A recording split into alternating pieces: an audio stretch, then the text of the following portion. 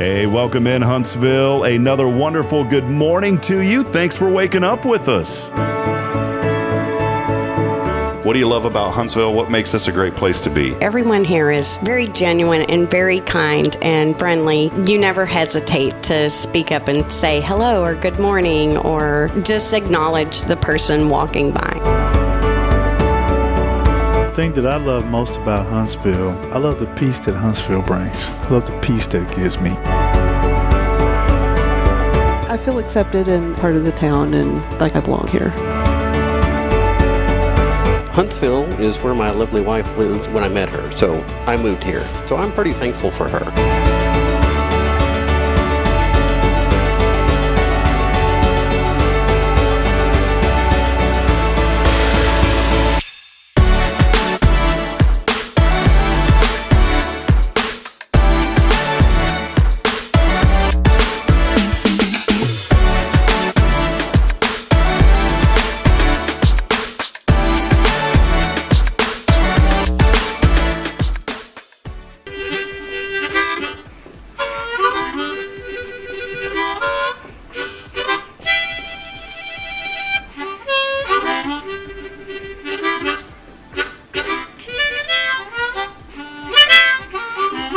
All right.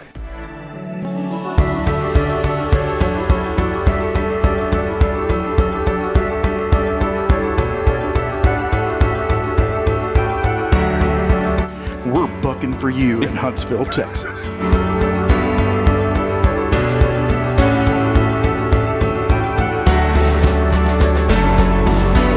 Hello, I'm Billy Cobbin with Sam Houston Memorial Funeral Home. Hey, it's Kay Boning with Tomorrow's Pros Montessori Schools. Good morning, Huntsville. Good morning. Hey, I'm Karen. I'm Toy. And I'm Denise. And from all of us at Walker County Federal Credit Union, good morning, Huntsville.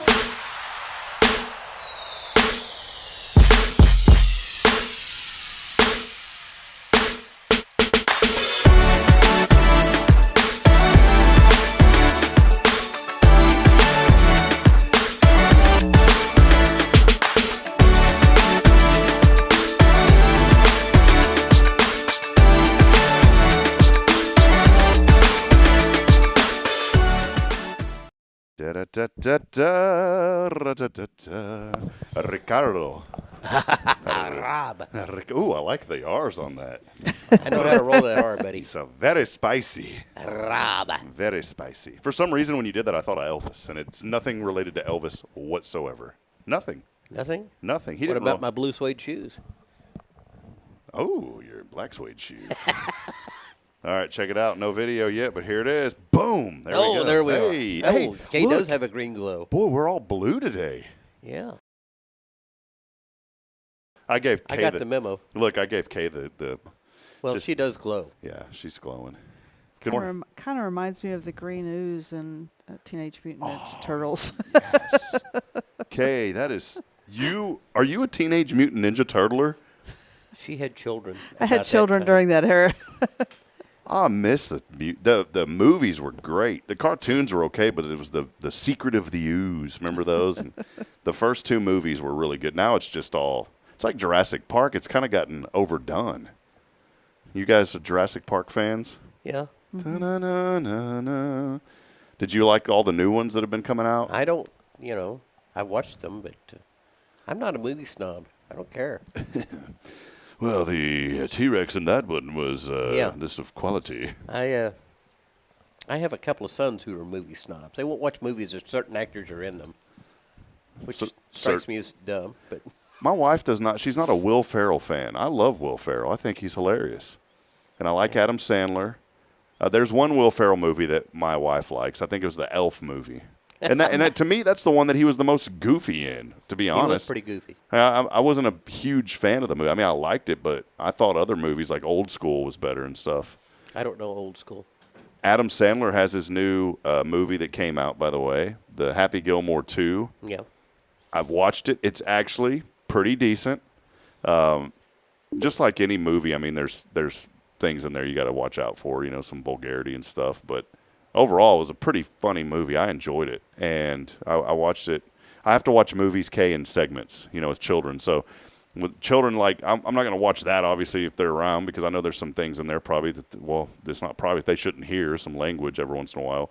But it's just the time, I'll get into it, and then the children may be like in the other room coloring, and then they'll run into the room, and so I'm like, okay, we've got to turn it off, and then maybe I'll watch it a little bit before I go to sleep. So it's everything for me is in chunks. I've learned life is in chunks now. Yes, it's always been in chunks.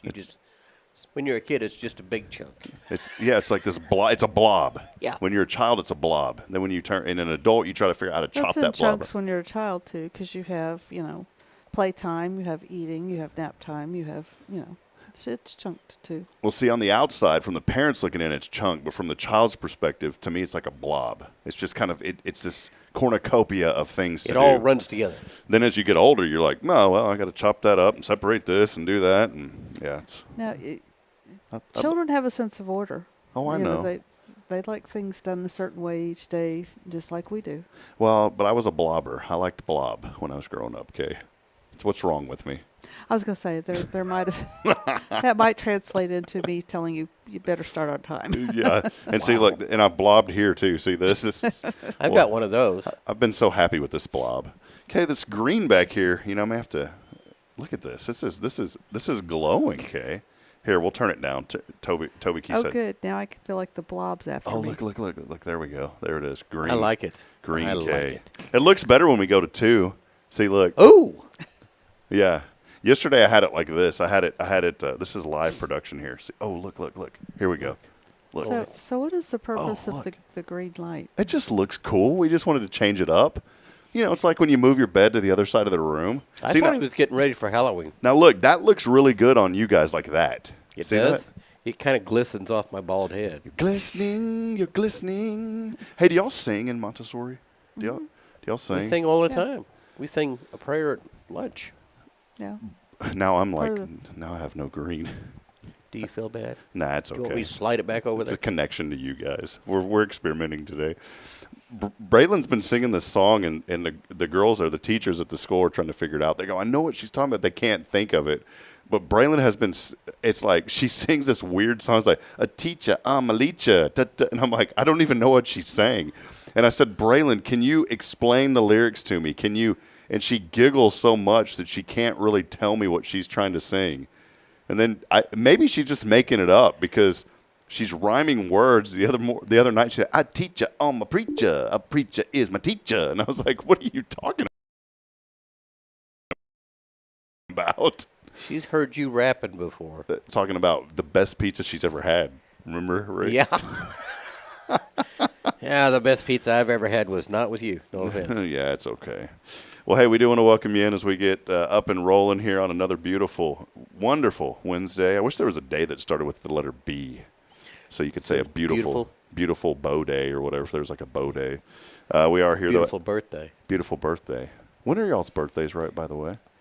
Mine's in January and hers is in October. Oh, okay. We'll have to have a special. Maybe it'll fall on your birthday, Kay. I don't think so. I think my birthdays have been, well, maybe my birthday might be a Monday this year. Are y'all a big birthday celebrator? Like you have to do all these things, or you just kind of go with the flow on a birthday? Just For my 60th, I had made the mistake of telling her I'd never had a surprise party before. Uh-oh. So I got 3 of them. 3. And in one of them, at the school, I suspected something was going on, so I took my time. And they had 60 candles on a cake, and the cake caught on fire. The cake, like the cake caught on fire. Man, what kind of preservatives were in that icing? That's Well, sugar burns easy. okay.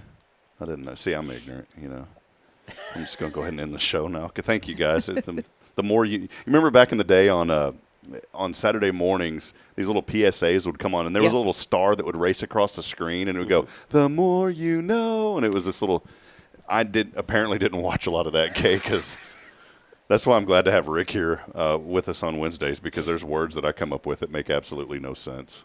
It's because I didn't get a Montessori education, by the way. If I would have. Yeah, well, you'd be right up there. My children are saying words that I've never even heard of before. I've got to go to the dictionary and look them up sometimes. But welcome in episode 570 as we are rolling here on this wonderful Wednesday. We want to welcome you. A big thank you to Elliot Herzig from Elliot's Jewelers. He's online at elliotsjewelers.com. For all of your jewelry needs, go see our great friend Elliot Herzig. I know all of us have experiences with Elliot. He's done incredible work. Yesterday I was at Casa. He designed some jewelry for a couple of young ones, and so we were over there last night. We'll have an article up on the website a little bit later today. So appreciate Elliot, and of course here on this wonderful Wednesday, couldn't be here. We wouldn't be able to have stories like what we're going to put out there about Casa a little bit later today, and other stories, and wouldn't be able to keep the content free and have this show if it wasn't for Kay and Rick Boning of Tomorrow's Promise Montessori Schools. Always great to see y'all. Kay, last night, we'll dig into Wednesday Wisdom a little bit later, but I did want to highlight one thing. I was really happy last night. It was the open house. And I've always praised all of your teachers over there. There's one that really stands out to us just because Braylon's very involved in her class is Miss Avery, who has been going through a lot of continuing education. She's been with you for 5 years now. But it was a great time at the open house. You know, you get to kind of sit back and see this. You were there last night. Those are really important nights, though, right? Yeah. It was really nice to see all the parents come out and listen to what Miss Avery's got planned for the year. A lot going on, too, which is really cool. And I love one thing that she said. She said, make sure that your children are dressed appropriately for the weather, you know, because Texas weather changes. But I love this, and this is what I love about the Montessori education, is she said, just letting y'all know, if it's going to be sprinkling outside, we may go out in it sometimes. Mm-hmm. And I thought that was cool because, you know, children need to get out and experience a little rain once in a while. There's nothing wrong with that. And it's not like they're going to, you know, come back soaking wet and all. That's why you bring an extra set of clothes for your children. We always have an extra set in Braylon's box because, you know, she may get into a few things. Nothing bad, but it's just being a child. And that's what I love about the Montessori. Well, you allow the children to be the children. They pour their own milk and things like that, and sometimes it doesn't go in the cup. So you need to have an extra set of clothes. I have that issue now. Sometimes it doesn't go in a cup. You're trying to pour your milk in the morning. Guy, I missed the cup again. Can you bring me a change of clothes? Did you ever see the movie Big Daddy with Big Daddy? That was Adam Sandler, right? That was Adam Sandler. And he gets that little boy. That is a really good movie, and he doesn't know how to take care of that boy. And so the boy, everything that he spills, he just puts newspaper over it. So like the little boy wet the bed, he put newspaper in the bed. He spilled the cereal, he put newspaper over it. He threw up, he just put newspaper over it. I don't remember that part. Is that what do you just put newspaper over it, Rick? No. You know when things happen? I have to clean it up because Kay's busy. Caden had a little accident yesterday. He was drinking lemonade at the open house, and I told him, I said, son, you're going to pour that out. And he goes, no, daddy. That's his new phrase is no right now. No, daddy. Mm-hmm. And he kind of sounds British. He's like, no, daddy. That's really cool, Caden. Y'all have a young lady that works over there now that's, I think, from England. So I may talk to her tonight when I pick up Caden and be like, hey, your accent's rubbing off. This is really cool. She's a sweetheart. She does really awesome work, too. But, yeah, he's like, no, daddy. And then I said, yes. I should have been like, yes, Caden. And his cup was sideways. And then, of course, half of it poured out. And so we used that as a moment to clean up. So that was You didn't say, I told you so? I didn't want to. Well, I probably did, actually. You're not supposed to. I know, but I probably did. So Kay, I went up to him and said, nanny, boo-boo, I told you were going to spill it. And I pointed at him and laughed. No, I did not do that. Well, that kind of ties into a little bit of the Wednesday wisdom, which is. Well, do you want to go ahead? You want to go ahead and just it's up to you. We teach them to clean up when they make messes. Mm-hmm. And as a parent, you know, have them go into the kitchen with you. Have them help you do the laundry. Have them help you fold. Have them help you do any chore, sweep up, mop the floor, because that's part of being the family. It teaches them to be part of the family. It's not, you know, oh, well, I have to do chores or this. It's part of being the family, and it's part of learning to grow up, and it's part of learning to take care of yourself is to clean up when you make a mess. And don't rush in and do it for them. Have them do it. You may have to go and, you know, do a little bit more cleaning afterwards because they're not going to do it perfect, but that's part of that process. You don't wait till they're 12 years old like my mother did and said, oh, I'm going to teach you how to cook now. You know, and then she proceeded to teach me how to cook, and I wasn't stirring it the way she wanted it stirred. So then she took over, and then I got to clean the kitchen. Needless to say, I don't like cooking. There was something to it, right? But if I had been right there when I was little, I can remember standing on a kitchen chair helping my mother fry chicken. You know what's neat? I never even thought about all this. I can remember as a child, we had this in our kitchen, the same house. My mother still lives there. It was a small kitchen, but there was a row of cabinets. You had your cabinet kind of starting here. Then you had the stove, a break in the cabinets. And then there was another little area and a tiny little corner, maybe that big, before you got to the refrigerator, which is right. You just kind of go around. It was a little tiny corner, and there was a little bitty cabinet door right there. Well, it just so happens that I could perfectly sit in that little area. And I remember distinctively as a child, one of my favorite things to do was sit right there while my mom would make cakes. And she would pick me up and she would set me on that cabinet, and I would sit up there, and Mom would stir the cake batter, and then I liked it because she would let me lick the spoon. Yeah.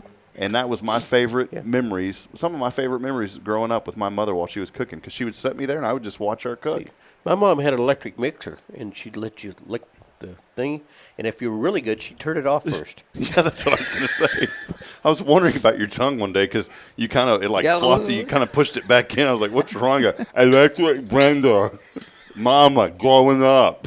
But you can get, the measuring cup and have them measure out the flour and things like that. And actually, when you're using measuring cups and things like that, it's actually teaching them math and science. And, they're having fun and they're learning. And, same thing with sorting out the laundry. I had my children, when they were little, sort out the laundry, what was white and what was dark, Don't ever and have then to mix put- vinegar and find baking anything soda. red, and we kind of made it a little game, and they knew how to do laundry when they went off to college and things.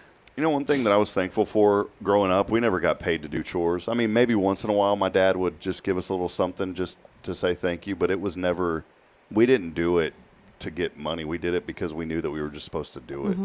And we didn't have and I'm not knocking any parents that do this, but I'm thankful that we didn't, because it taught me a valuable lesson that I'm part of a family and that I need to help and be there for my family, not do it for monetary gain. And I started thinking a lot, Kate, about that. It was funny you were mentioning all this, because I was thinking about this the other day, that money has never been a driving force in my life, ever.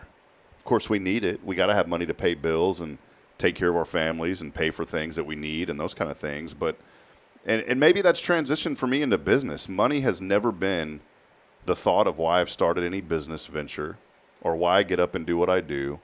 I've found purpose in what I do outside of just trying to earn money. And don't get me wrong, I mean, of course you want to earn money and have things to save, and I think a lot of that just stemmed from us growing up, because we never made that a big deal. And I grew up in a family, we didn't have a lot of money. We didn't go out all the time. I mean, I can't even remember maybe 5 times that we went out to eat as a family, because we always cooked at home. We always ate at home. And as I grew up, I understood, well, it's expensive going out to eat. Now I think it's actually flipped. I think it's cheaper to go out to eat than go to the grocery store, because I go load up and I'm like, oh, there's $600 for one shopping cart. Being sarcastic, obviously, but it's gotten really expensive. But I've just never, and as I translated into business as I got older, I remember back in the day at my IT company, some of my employees would ask, well, man, we need to charge more for this, or do? And I said, no, I think we're okay right now. And it has gotten me into trouble a few times because I've undervalued what we did. I remember we produce a graduation for a school district in Central Texas every year. And the first year that I did it, I was just like, well, I quoted him some number, and the guy told me no. He's like, there's no way. And this was the communications director for the school district. He goes, there's no way you're going to do that. He's like, we're not going to do that. And I thought he was upset. I thought he meant, and I was like, well, man, I felt like this was a good deal. He goes, resend me the quote and double it. He goes, because it's not worth your time to charge us that low of an amount. And that taught me a valuable lesson. And this was probably 6 or 7 years ago. And so the next year we multiplied it times 10. I'm just kidding. We didn't do that. But that doesn't happen often. And I took that as a life lesson to say, you know what, you do need to value what you do. It's just like in the industry. I have a lot of people call me in the radio industry. Hey, can you tell me this? And I'll help people, but you also have to understand that your time is valuable. So you can help people up until a point, and then you're like, well, I have a consultation fee, but I don't charge much when people need help. I'll help people without charging them, but then there comes a point to where you do. But what I'm getting at is I just don't put money at the front of things. I put what is the reason behind this first, and then the money will come later. I've always said if you take care of people, the money will come later. Yeah. So, and I think a lot of that stems from just how we were raised. I'm not a big fan of all that, and I don't think I'm going to raise my children that way. I'll reward them, of course, in certain ways, but I'm not going to reward them financially Well, for cleaning up their room. What my dad did was we had our chores, being part of the family, but also being part of the family, I got an allowance. And so, you'd get a weekly amount. And so what I do with my son was when he was 3-4 years old, I started giving him $1 a week. And the purpose of that was he was part of the family, but I would take him through the toy aisle. And you could buy for $1 a Hot Wheels car, or for $4, and it was $4.76, but for $4 you could buy a Teenage Mutant Ninja Turtle. That's what I'm talking about. And so some weeks he would take his $1 and spend it because he wanted a Hot Wheel. Other times he would save his money because he wanted to buy the turtle. And then one time he saw a pedal car. And I thought the pedal car was $50. And so I told him, I said, if you save up half of it, I'll match the other half. Because, $50 would take him a whole year. Mm-hmm. And so he saved up $25, and when we went to buy the pedal car, it was $76. But I went ahead and honored my deal. I told him, he only had to save $25 of it. And so he bought that pedal car. And to this day, he has, $50,000 set aside as just sitting there. money, just Wow. in case he loses his job or this, that, or the other. He has put that money away and saved it. And it worked for me. I had $10,000 saved by the time I was 17 and graduated high school back in $1982. Yeah, that's a lot. And I worked at the grocery store, one of my jobs, made $60 a week, and I spent 15 of it. 10 went for gas in my car, and 5 was personal spending. Wow. And then I had my allowance still, so I had $12 a week I allowed myself to spend. Man, that's what it's about, though. It's what you learn earlier as you the things that your foundation. And I try to be really careful as a dad. And sometimes we're all parents. I make mistakes, and sometimes I'm impatient, I guess is the best word to say it. And I don't ever want to lead my kids in the wrong path growing up, because I was very fortunate. I mentioned the other day, I love my dad. I miss him so much. And there was things that my dad did that, because of what he dealt with in Vietnam and all that. And it's terrible. I'll never be able to understand that. But I'll tell you what, in that situation, my dad taught me what to do. He taught me morals. He taught me to love the Lord. He taught me to always make sure that I'm there for people, even in the midst of all of his pain that he dealt with. And he always told me this, and it was a backwards way, but he was so right. As my dad said, son, do it. And we're supposed to lead by example, right? And sometimes I agree with that 100%. But sometimes you can lead with words. And I know that may sound different, but it's from my personal experience with my dad because of things that he dealt with. Because my dad told me, he said, son, don't do what I do. He said, do what I say, because a lot of what I do I know is I can't help it, and I know it's not right. Like, he would drink and do things. And so by that example, the words that my dad taught me kept me from doing things. And I think that's why so many young people that grow up in situations where a parent has an alcohol problem, those children grow up partaking in that because they see that from their parents, right? Well, That's the just as many environment. children grow up, and because they saw their parent drinking and how they were acting, they grew up and said, I don't want to do that. Mm-hmm. So it's still a matter of personal choice upon the individual as to, I've seen the bad in that, or, I want to be just like Dad. There's a lot that has it. I think for me, in my situation, it was what my dad told me. And my dad led by example in other ways, supporting our family. We always had a roof over our head. I'm sure that we were in financial trouble, but he never talked about it, so I never worried about it, you know. And they actually ended up paying off the house. I think it was 12 years early.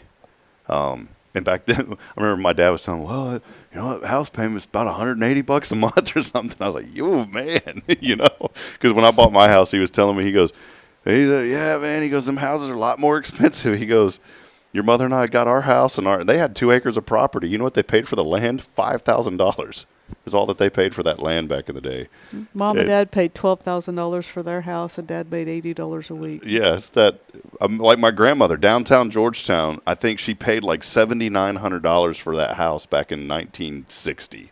And this was downtown, and you know those houses now go, if they're fixed up, go for $1 million. And it's just, but it's those things that I was taught that I will never forget, that I want to instill in. I told my mom the other day, I said, Mom, I feel like I'm failing as a father. And she goes, what do you mean? I said, because there's a lot of things that I do that even Dad didn't do. You know, he never talked about money around us, and I'm sitting here stressed out over certain things. And she goes, no. She said, you're overanalyzing. You're doing fine. She says, don't ever feel like that. And so she put me in check, you know, I guess you could say.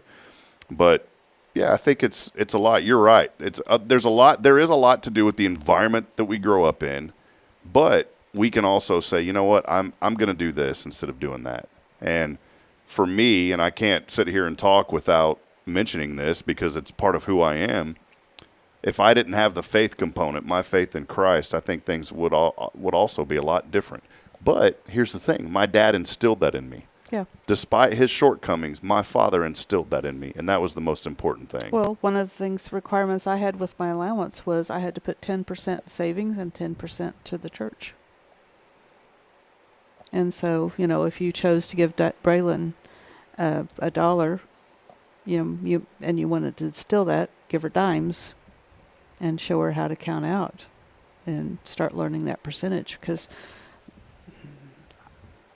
I don't know how many people I run into that can't tell you what 10% of something is. And I'm like, just drop the end off of it. Yeah, what is 10% of 100? Yeah, and you get that blank stare. Well, I don't know. I can't do that math in my head. It's ridiculous. What'd you say, Rick?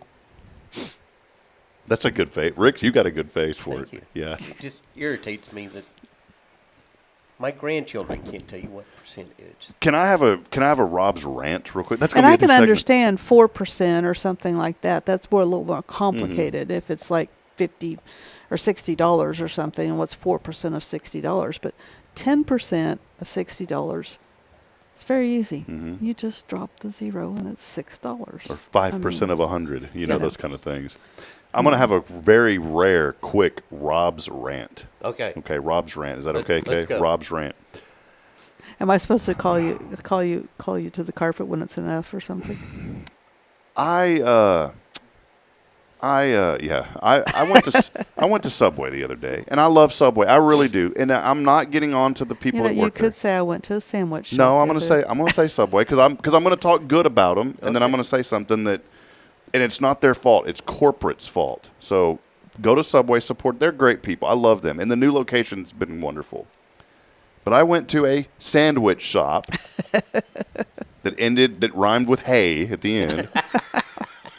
And I go in there, and I like the food. And that new one's beautiful. It feels good when you walk in, and the people are so friendly. They really are. And I felt so bad for this girl because this is a corporate thing. Their computer was down, okay? The computer was down. So as soon as I walked in, she goes, I'm so sorry, we can't serve you anything today. And I said, well, why not? Well, our computer's down. I said, oh, it's no problem. I have cash. No, you don't understand. We can't serve you today until the computer gets fixed. And I said, well, what's going to happen to all this food? Well, if it doesn't come back up, we're just going to have to throw it out. So not only are you missing sales, but now you're going to throw away all the food, and you're going to lose even more money. Yeah. So that's a waste. And I said, well, I know that the sandwich is, I told her, I said, I know this the sandwich is like $6.50 or whatever. It was with the meal deal thing. And I said, and I know it's going to be under $10. I'll tell you what, I'm just going to give you a $10 bill. And then when that computer comes back up, you just ring it up, do whatever you have to, and then just throw the rest of the change in your tip jar. Well, you don't understand, sir. They won't allow us to do that. Really? And I said, so let me hear you on this. And I said, I'm not mad at you. I know it's not your fault. But you're telling me that I cannot give you a $10 bill when I know that the price, and I said the tax is 1.0825. I think it's 8.25 here in Huntsville. So you just multiply it times 1.0825. If it's $10, that's going to be $8.25 in tax, right? Mm-hmm. So I said, I know that it's going to be under $10. She goes, oh, I know it will be too, sir, even with the tax. I said, but you can't just take the $10 and hold on. No, we can't do that. Corporate won't allow it. Hey, they walk among us. That's what this guy used to say to me. Yeah. Whenever we'd be around stuff, they walk among us. They're all around us, Kay. And again, in her defense, it was not her fault. And I'll still support the subway, obviously. But it's corporate, and that corporate manages who knows how many locations. So it was the corporate's fault for not teaching and implementing a plan for their stores that when this happens, that they can still have sales. I just thought it was ridiculous. You can't have a backup on your phone with a swiper? I mean, it's not hard. One, was it just, did you talk to the manager? She was the manager. She was the manager. She was, okay. because unfortunately, because I was going to say, if it was just somebody that just got hired or this or that, or even somebody who'd been there for a while, they might not have been able to do the math and just, I can't deal with it. Yeah. No, she was sweet. This young lady's always over there, and she was the manager, maybe the acting manager that day, because I think she was. Sometimes I go in there and I feel bad. She'll be the only one in there trying to do everything. That's just the world we live in now in a lot of places. That sometimes there's not enough help. But anyways, that's Rob's rant. If somebody offers you money, take it. When I had my IT company, customers would come in all the time, and my buddy Travis ran the store for me. He did it for 8 years, and he was a fantastic employee. I miss Travis. Travis was a great guy. But we started getting into the habit of like, oh, don't worry about it. It was so easy. Don't worry about it. Don't worry about it. And I started telling Travis, I said, Travis, next time that we tell someone don't worry about it, I'm going to say I don't worry about paying you, because if people are offering to pay, let them pay. They want to pay. And I was guilty of it too. I mean, that was for me from the leadership down, because I'd do the same thing. I said, Travis, we got to change our mindset, man. I said, I'm sorry for me setting the example of this, because people would come in and they would want to pay us. We'd do something, take literally 5 seconds sometimes. Well, how much do I owe you? Don't worry about it. When people want to pay you, allow them to pay you, because they want to exchange something, because they want you to stay in business. And so we started doing these little $20 quick fixes. We had a quick fix counter. If you came in with a simple problem, maybe your password didn't work on your email, right? And if we could do it within 10 minutes, we'd just charge you $20, something like that. If it took longer, then we would end up checking the computer in. And that became a really popular part of our store, having that quick fix counter, because people started hearing about it, and they'd come in with minute problems. We'd knock them out, get them in and out the door, and on the way we went.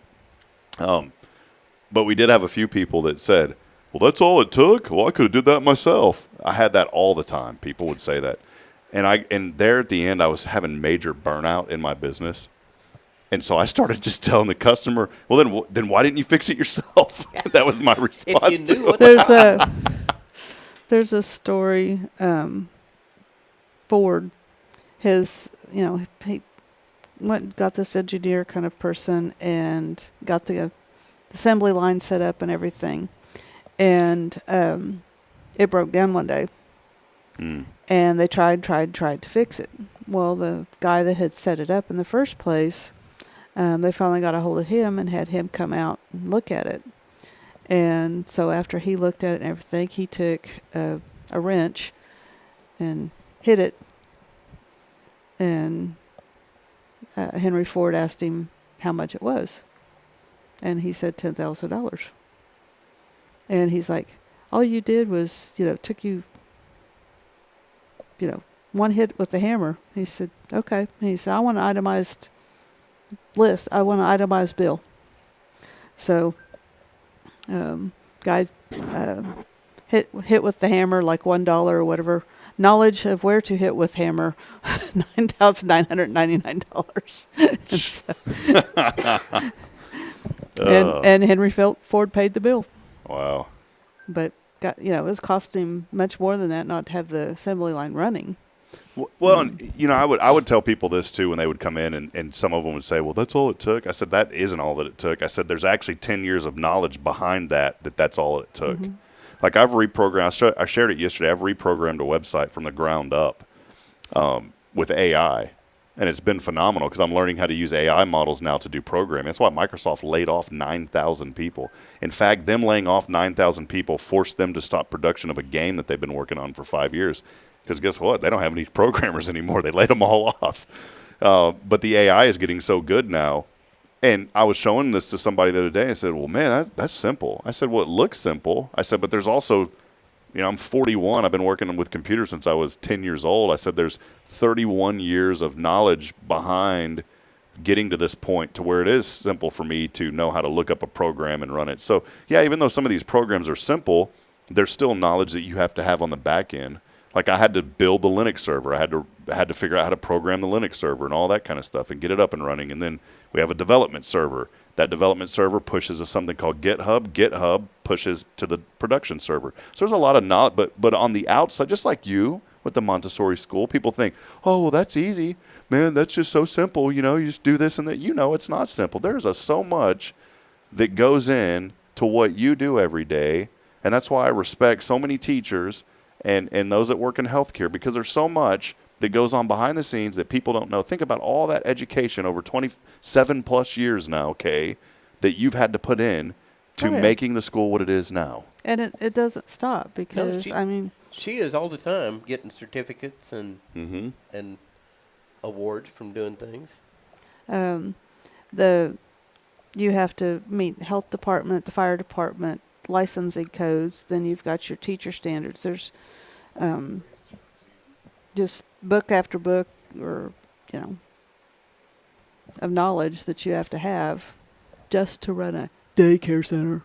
Yeah, which that's not what it is. So, well, let's take a break. This has been a great discussion, and any of you, if you want to chime in, let us know kind of your thoughts on certain things. This has been a wonderful discussion this morning, just kind of putting things in perspective. And it's always fun to catch up and chat about all these important things. When we come back, we've got the bouncing head sunglass man coming up soon, so make sure that you stay with us. And also, I know that we kind of touched base, but we do have an official Kay's Wednesday Wisdom, so a lot happening here as a Big Deborah has made his way into the studio here today. Big Deborah. Kyle, it's dark over there. I couldn't read your shirt. That's part of what we're fixing, too. We're going to have a light shining back on the audience. Kyle Kreider's here, the Brisketeer of Huntsville, and he's got on his shirt instead of Little Debbie. I love it. It says Big Deborah. So we'll take a break. We'll be back in a moment. Hey, by the way, we're giving away Cafe Texan because you guys are back. God. And all you have to do is text in the keyword pool. Mustache guy back there in the background. We had Hayden Poole on the show yesterday.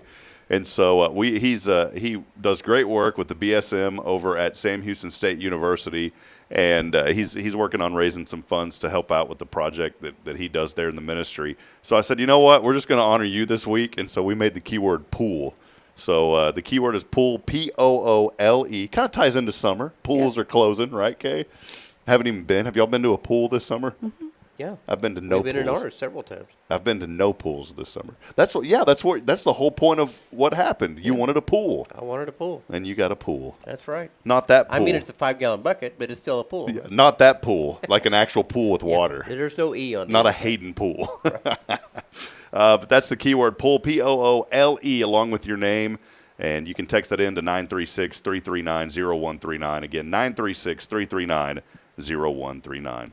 As always, we're here, Tomorrow's Promise Montessori Schools. We'll step aside. We'll take a break. Find out more information online, tomorrowspromise.info. We'll be back in a moment. It's your show. This is Good Morning Huntsville. Stay with us, friends. We'll be right back.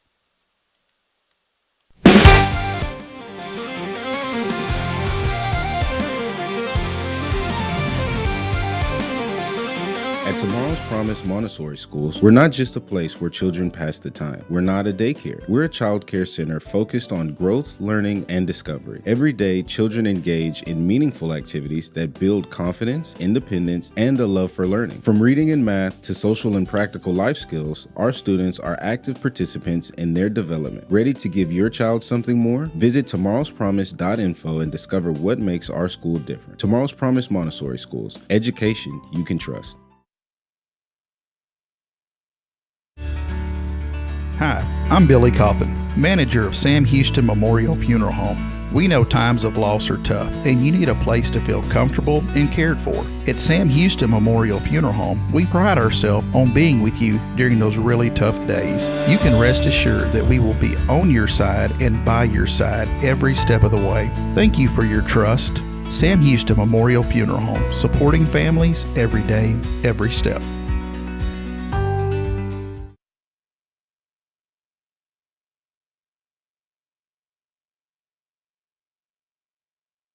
Hey friends, Rob Hipp, Media and Community Outreach Minister here at First Baptist Church, Huntsville. Let me ask you, when's the last time you felt real hope? Maybe it's been a while since you've been to church, or maybe you've never felt connected to a church at all. Well, friends, that's okay. Here at First Baptist, we're a harbor of hope, and we welcome everyone just as they are. We have programs throughout the week for all ages to come together, ask questions, grow in faith, and find the hope that only Jesus Christ can bring. Whether you're looking for a fresh start or a community to call home, we'd love for you to join us. Come experience something real. For more information, visit fbchuntsville.org. First Baptist Church Huntsville, a harbor of hope. In this harbor of hope, we are safe inside. Hey friends, this is Rob Hipp, and I'm here to talk about a true expert in the real estate world. Let me introduce you to my good friend, Terry Coleman of the Coleman Realty Group. With 33 years in the business, I've dedicated my life to making your real estate dreams come true. Specializing in residential properties, I serve Walker and Montgomery counties, from Spring to Trinity and areas all around. They call her your next door agent, and here's why. I'm not just here to help you find a home or lease a property. I'm here to build lifelong relationships, whether it's residential or commercial, farm or ranch listings. There's something for everyone. Now you might wonder, what are from other real estate agents? Well, it's simple. She goes above and beyond for her clients, like the time she surprised a family from California with a fully decorated Christmas tree and gifts when they returned from closing. You shouldn't have to compromise on the joys of home during life-changing moments. So, if you're ready to make your real estate dreams come true, here's what you need to do. Visit my website at myrealtorterry.com and let's make those dreams a reality. That's Terry Coleman, your expert in all things real estate. I'm Terry Coleman, your next door agent, and I can't wait to help you open the door to your new life.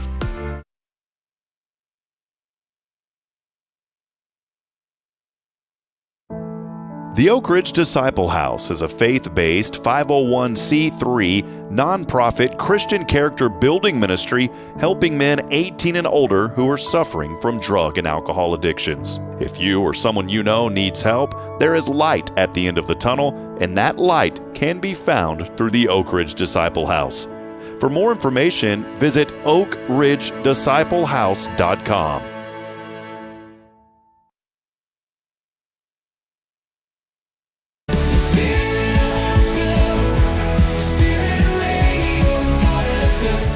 This is KHSP LP, Huntsville, Texas, the spirit of Huntsville. Support for SpiritRadio.fm comes from loyal listeners just like you. Want to help spread the good news across Huntsville and beyond? Underwriting opportunities are available for loyal listeners, businesses, and nonprofits. Visit SpiritRadio.fm and tap Donate today. The spirit of Huntsville, SpiritRadio.fm.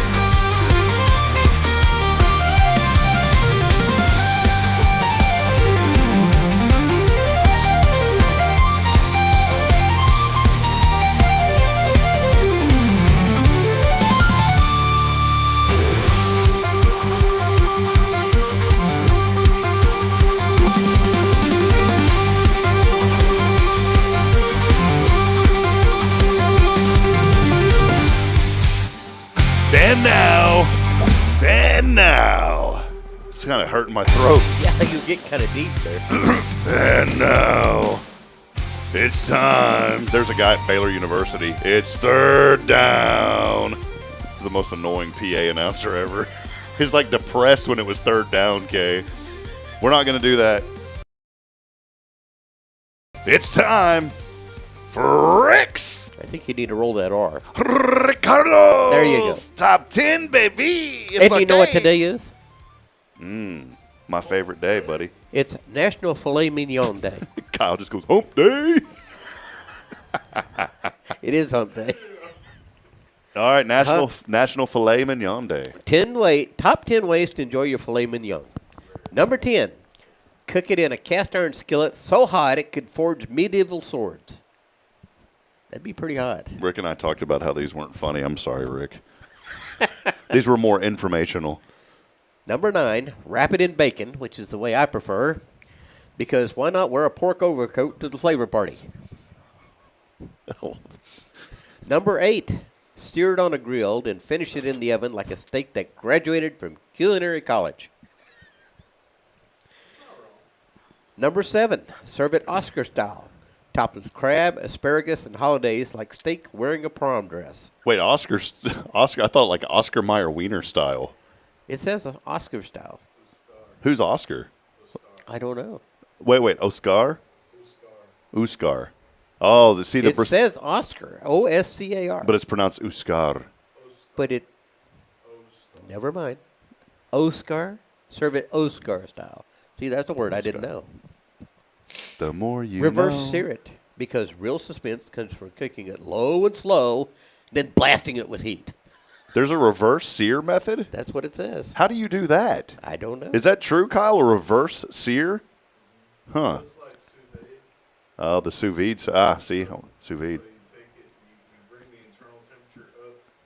Kyle's talking. Sorry, they can't hear us back here, but Kyle's talking about like bring the internal temperature up slowly. Well, like the sous vide. Sous vide here in a minute. Okay. Slice it into medallions for stork. The baby's coming.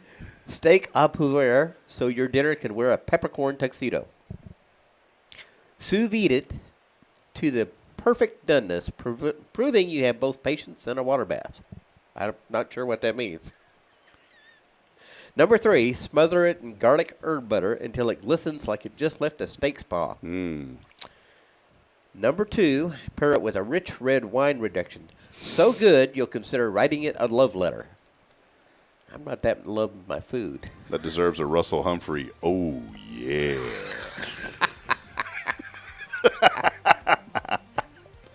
Number 1, eat it with nothing but salt, pepper, and a smile, because filet mignon doesn't need anything to be amazing, except maybe a fork. There it is. Now, that was my top 10. National Filet Mignon Day.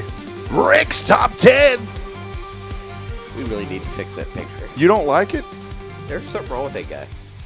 He's so happy. Look how joyful he is. I'm a little happy guy. You feel that, Kay? He is bouncing. Kay, around. what do you think? Should we fix it or just leave it? What do you think? I think you should fix it. Gosh, I love it. Look at that.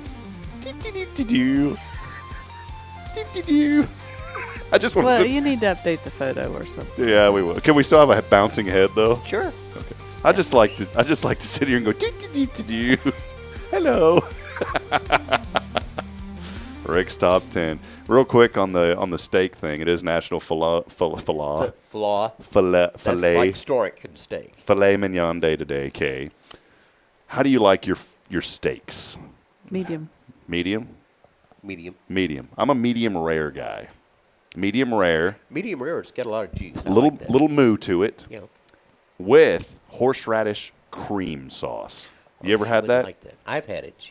Oh, I love it, man. Horseradish. And if it's a good steak, Kyle knows it. If it's a good steak, you don't need that anyways. But that's just a little extra boost. I do like the bacon wrapped around it.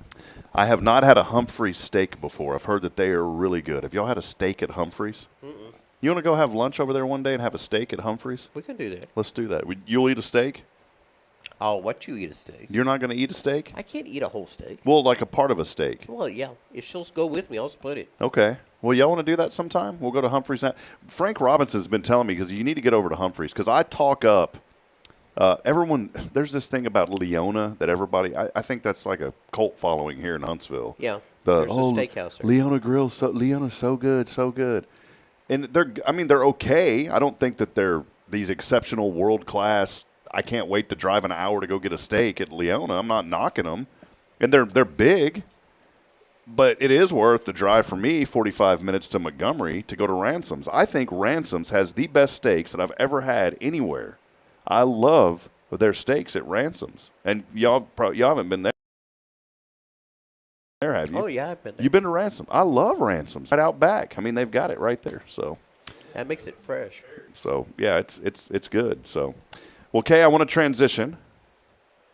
We talked earlier about a few things, tying in, but I wanted to transition into Kay's Wednesday Wisdom. What do you have for us today, Miss Kay? Just take one little step, make one small progress each day, and by the time a month goes by or a year goes by, you'll be amazed at how much you've accomplished. You don't have to have big goals every day. Just make a small goal each day and make movement. Take small steps. I think about you in the school, Kay, when you say this, and it's so good. Kay said just one small steps every day, small steps.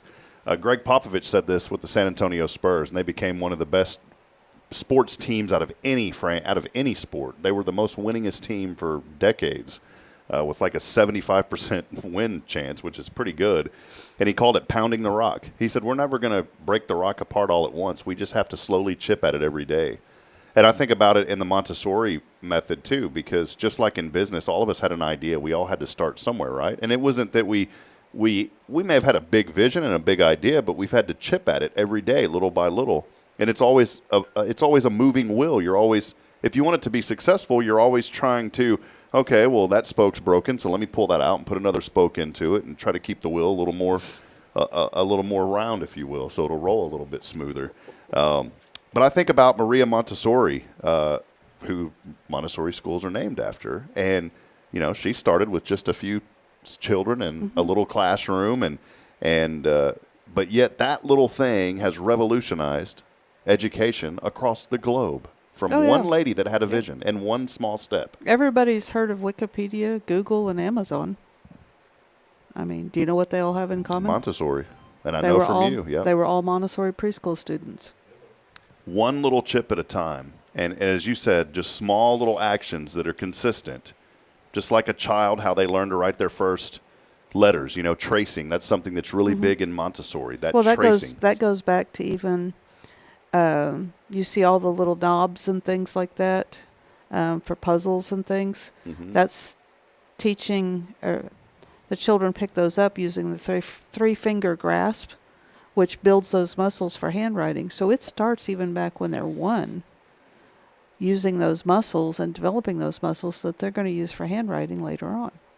So we have exercises and things like that we start even as babies.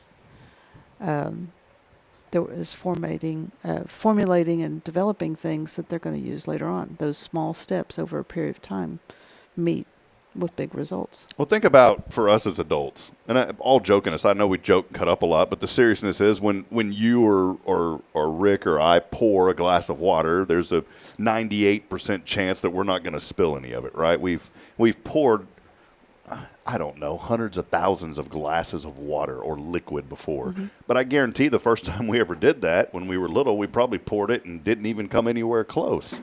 And it's those little steps that we take every day. And I wanted to say it in a very simple tone because that is a way to think about anything that we approach in life. We're not going to get it right away. Some people do sometimes, and that's just you can't have FOMO, fear of missing out. I mean, the reason why Larry Bird was so good at shooting free throws was because he shot, I think, 1,000 free throws every day. He spent hours just shooting free throws. And, I'm sure the first one he, threw didn't even get to the basket when he was little. But that's what I was talking about earlier is when you have little ones, get them involved in everything because you are building those muscles, you're building those brain connections and things like that they're going to use later on. You talked about things your father said to you or did. Things my father did as far as I had an allowance and I had to tithe and save. Well, that's the reason why I'm where I'm at now, is because I was taught how to save. I was taught how to invest my money. I was taught not to spend everything you make. A lot of people are never taught that, and then they never have anything. The percentage of people that are retire and don't have $100 in their bank account, it's like, what, 80% or something like that? 80-90% of people that are 60 years old don't even have $100 to their name. It's an outrage. I can't remember the exact percentage, but it's like 80% or more. Well, I hate to laugh about this, but I'm 41 and don't, so I better get with the program. You still got 19 years. Yeah, I got 19 years to figure it out. It's not a good place to be in for sure. But everybody that started, that's a master at something, they all failed the first time. 100%. You failed the first time you took steps to walk.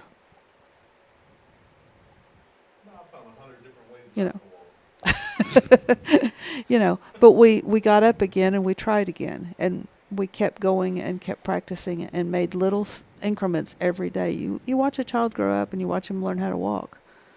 They don't get it from the get-go, but there's little incremental steps they're taking every day. They're trying every day, and then one day they just take off and they don't ever fall again. I mean, you know, they fall, but I mean, they take off walking. I think Montessori is such a huge example of this because it's all about incremental things, incremental human development, if you think of it that way. That's really what it is. And my little girl has been incrementally developing every single day. And I have to pause as a parent and be thankful for the age that she's in, because everything to her, and Caden too, everything to them is so new. Things that we don't think about. And this is a whole other topic, but it's why I don't like to put screens in front of my children. They'll watch some things every once in a while. They get to do that. But my children are more interested in what's going on outside of the car window versus what's inside. And as we drive to school, Braylon will go, "Oh, Daddy, look at those birds." And I've seen birds every day of my life. But to her, that's something new when she sees those birds. When she sees that deer that almost hit us in the truck this morning, and thankfully I was going below the speed limit. And Caden, when I hit the brakes, he goes, "Uh-oh." But they were paying attention. They knew. If they would have been glued to a screen, there's no incremental development. In fact, I think it's incremental disdevelopment when children are glued to these things. It is. So is that a word, Rick? Disdevelopment?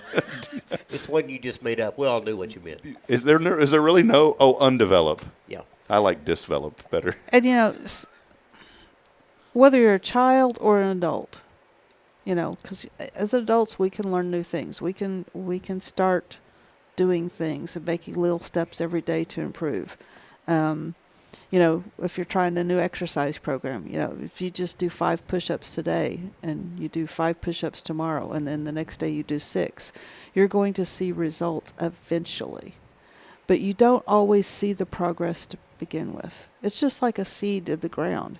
You don't see it growing under the ground, and then one day you see a shoot pop up. But there's a lot of development things that are taking place before you see that seed actually sprout. And one of the things I like to do is take a Ziploc baggie and put a seed on a wet paper towel so that children can see it start to sprout from the seed, because you won't see it until, you know, and then we try to transplant it in the ground and watch it that way. But, you know, they don't see what's taking place under the ground. And people don't see or don't realize how they're developing themselves or their children until all of a sudden that sprouts there. You know what scares me as an adult that I worry about this is how much of a decline, or maybe I'm wrong, but I feel like for me, and I don't say this rudely about myself, but I feel like there's a decline in development. And I know that we can always work, but I just feel like I'm having to try 10 times as hard now versus when I was a child to learn and retain things and to develop. And I know that sounds kind of weird, but do you kind of get what I'm trying to say in this? It's like I feel like as an adult, you slow down, you're learning. I feel like you have to try harder to do some things. Is there any basis to that, or am I just throwing out hot air that doesn't make any sense. Because I for don't me, know- that's what it feels like. I don't know that there's any basis, so to speak, in that. I mean, there comes a point in time when the brain does start to not learn as well. I feel like mine's on the decline, honestly, and I need to figure that out. Well, I mean, obviously, a 90-year-old is not going to learn as quickly as a 3-year-old. But I think part of the problem we have as adults is we get sidetracked by so many other things. That's a good point. We have so many other pressing responsibilities. The child doesn't have, to worry about getting up, go to work the next day. I remember getting involved in a book and reading it till, midnight or something like that. And because I wanted to get, I was so engrossed with what the book was about. And now it's like, ooh, I got to stop reading because I need to get up the next morning, kind of thing. So we have our day-to-day responsibilities and things like that. Like you were talking earlier about watching a movie. Mm-hmm. You can't just focus on learning something because you have the children. And so you're trying to learn something and the children come in or they wake up from their nap or something like that. We have so many competing things that I think sometimes makes it harder to learn. Because I remember when I went through college for the first degree, I was single. I lived in the dorm. My choices were, whether I was going to go hang out with friends or whatever or study. Mm-hmm. But when I got my second degree, my master's degree, I had 2 little ones. Wow. And there were many times that I fell asleep reading, or I had a test the next day, and that's when the child my oldest would be throwing up. It's like, well, you can't study for that test the night before. You need to already have it learned, because you never know what's going to happen because you have children. I had a job, and I had a full-time job. In college, I had jobs too, but the learning changed, and the way I was learning changed because my life changed. Were you doing the school then while you were doing the master's? So you hadn't started Tomorrow's Promise yet. I worked full-time I worked at a school while I was working on my master's degree. That's cool. So I had a full-time job, and then I actually graduated with my master's degree when I was very pregnant with the third one. I waddled across the stage. But I actually graduated with my master's degree with higher honors than I did with my undergraduate. Wow, that's cool. Yeah, well, that's great, Kay. I've never asked you any of that before. It's pretty neat. So, well, there's so much that goes on. I like what you said, because people don't see what's going on in the ground. And I think a lot of us, especially as business owners, in the background, we're in the ground, right? We're growing, and we're trying to soak up all the nutrients that we can. And the nutrients are getting out, networking, talking to people, continued education. Those are all the nutrients. But then how is all that playing into it in the ground? And that's what people don't really see in the background. And it's a lot. But as you said, those small steps continuously every single day lead to something greater. That's what Montessori is all about, and why my children are enrolled at Tomorrow's Promise, because they are doing excellent. They are learning. They are growing and surprising me every single day with more and more things. And I don't ever compare children, as we shouldn't. But I do see the fruit of the way my children are developing. And then knowing others that have children, that not speaking ill will or anything, but seeing how my children are developing because of the Montessori method.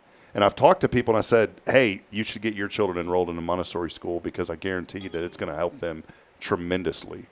And not knocking anybody's children or any other educational institute. I just think that the Montessori method for early childhood development is bar none the best. And you've showed it to me, you're passionate about it, and you've proved it. And I was using you before you sponsored this show, Kate. So I can say this like I tell everybody. It's great. I mean, I was the reason my first degree is art and advertising, and then I went and was going to be a CPA. So I have almost a business degree. I was 21 hours from sitting for the CPA exam when I was having fun teaching my child.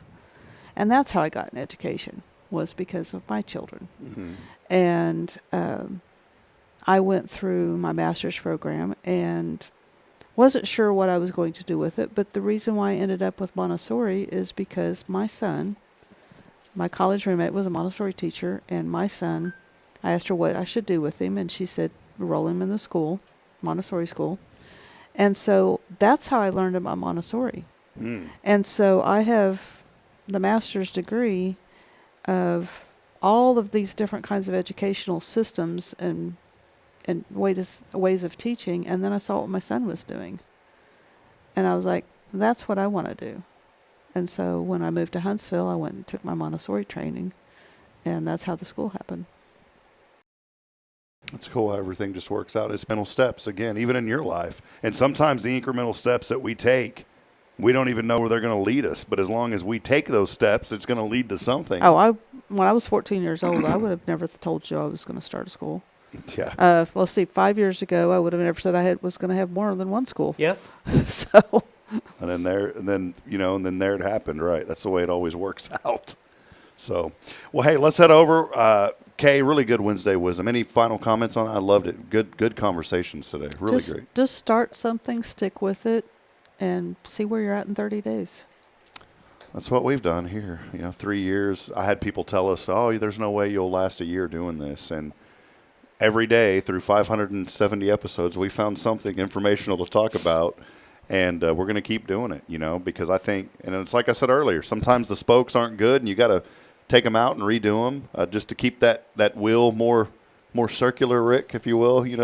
If it doesn't stay a circle, it gets some rivets in it, then it gets a little bumpy. So you just put new. I'm thinking of my bike back in the day. A bunch of the spokes went bad, and I had to replace the spokes. Did you ever tighten one too much? Yes. And you had the little spoke tool that you had to use. Yeah, man, those were tedious, and you had to get them just right.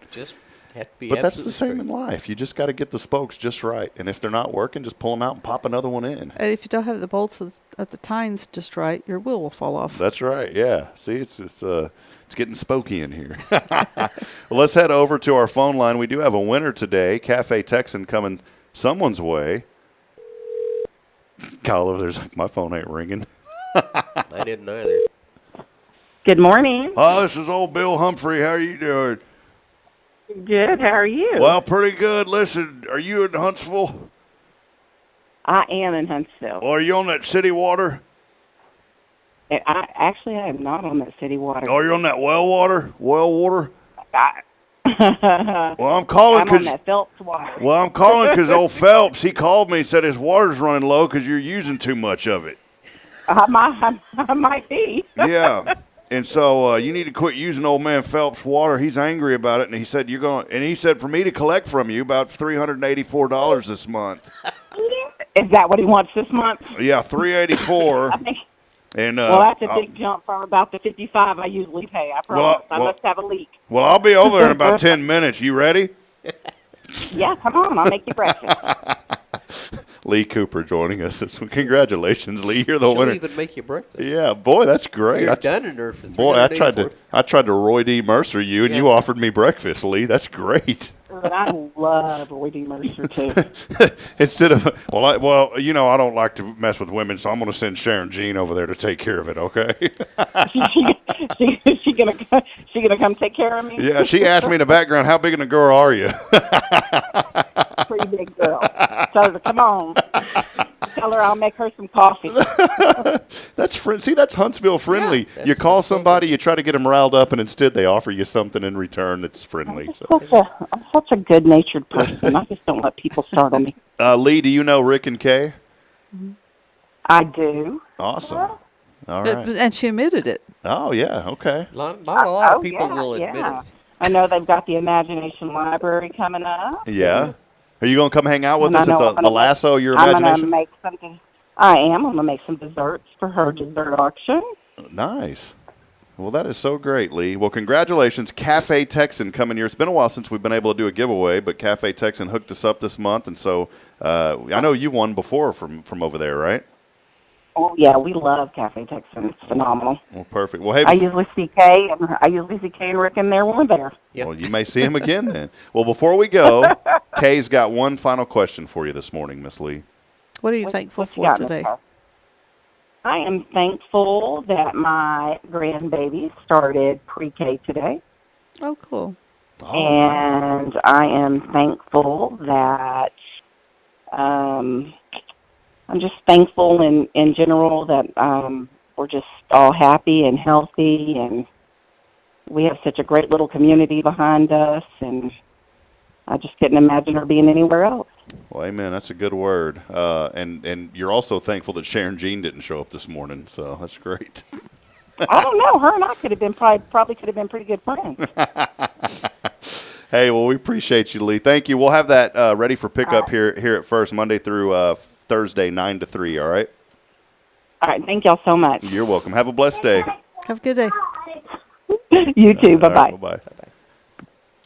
I was trying to get her. It didn't work. No, she knew who you were. I know Phelps. It's just like what they call the water reservoir, right, or whatever. And I'm trying to make it sound like a man. Well, old Phelps called me and said your water. Well, that caller ID probably gives you away. Yeah, and I need to. What is it? What was the old thing? Star 67, I think, or star 69. One of the stars would block it back in the day. Star 69 was the callback. Star 67 is the one that blocked it. So yeah. 10-10-3-2-1 used to get you 10 cents. You ever collect calls back in the day? That's a lost art, isn't it? Collect phone calls. I don't think they do that. Did you ever receive a collect call? Yes. If you receive them, you know where they come from. This is the Walker County Jail. You have a collect call from. Please help me. Do you want to accept it? All right, well, friends, that'll wrap it up. A fun morning. Thank you, Rick and Kay. Always such joy to be here on these wonderful Wednesdays and to hear from Kay, a little wisdom for your midweek. And, Rick, appreciate you. My top 10? Your top 10? Yeah. It was the little bouncing head. A little bouncy head makes guy. You happy. It does. That's the joy. It's just a sweet little happy bouncy head. See, Bob Ross would be so good at describing that. Oh, just a little happy bouncing head, little happy brown hair, little happy black sunglasses there. Just a little happy man. See, brings you joy. It brings me something. All right. Well, hey, we appreciate you, Rick. Thank you for all that you do in the community, by the way. What do I do in the community? You do a lot, man. You're involved. I know you always want to help people, and you don't get enough credit for what you do either. Well, I thank you very much. So thank you. Did you hear that? You really do. So don't do it too hard, though, okay? We don't want to just a little tap. Just a little. Okay, well. Just a little Mayor Humphrey. Oh, yeah. Tap right there on the back. Well, he said not too hard, so I wasn't sure what. Yeah, you don't want to get his pool sunburn back there, I don't have a pool sunburn. Well, friends, that'll wrap it up. We'll be back tomorrow. Jason Bay, First Baptist, with us. Also, Johnny Flowers coming on the show. Johnny's going to talk about his serving time, honestly, and how he fully redeemed himself. A great man here in our community that has continued to do wonderful work. He goes back into the prison system to talk to inmates, to give them a message of hope and encouragement, and teaching them that there is something on the outside. And he teaches them to build their network while they're in prison, so when they get out, they have something to do and something to look forward to. Most importantly, he's a man of tremendous faith. Also, he had cooked over 300 meals for inmates that were on death row. And so a very unique perspective from him, and how he was able to love on people that, quite frankly, many of us would say there's no way. But he still showed the love of Christ through all of it. And we're going to have Johnny on tomorrow. That's the plan. We had talked. We went out to lunch last week. So we'll be here with him tomorrow. Make sure you join us, and then we'll wrap it up on Friday with our friend Billy Cawthon at Sam Houston Memorial Funeral Home. Today, though, it's about Tomorrow's Promise. More information is online at tomorrowspromise.info. Very quickly, Kay, lasso your imagination right around the corner. I know there's just a few tables left for that. How are things going? It's going well. We're still looking for live auction items and silent auction items. Perfect. Well, we will donate a $500 advertising certificate like we do every year. So we will donate that for you. And I want to encourage anybody else, donate. That's coming up September. Is that right? Mm-hmm. September 13th. Okay. Yeah, that's coming quick. I was glad you didn't say August. Pretty soon. Yeah. I'm glad I didn't say August, too, because I would be late. Yeah, I'm like, got to get ready for this bad boy. Y'all are doing great work, though, and I know a lot of planning. This is going to be the best one yet. So come out. There's going to be a special thing, bingo, with a twist. And it's not Rick I will playing not be Twister. doing the twist. Yeah, he won't be doing the twist. Will you be in the black suit, though, and the black hat? And Probably. The cool jacket? Okay, awesome. Unless she makes me wear a T-shirt. Perfect. That'll do it. We'll see you tomorrow, 7:30. Until then, I end every show the same way, but please listen. We're not strong enough alone to make it on our own. We're really not. We need each other. So please provide a word of encouragement, lend a hand of support. I promise that somebody out there today, Huntsville, needs you. Big thank you to Joshua Mashi behind the scenes as well, helping us today, and Kyle Kreiner coming to hang out with us. He is the brisketeer of Huntsville. Until then, good morning, Huntsville. God bless. So long. Have a great day. See you, Rick and Kay. Adios.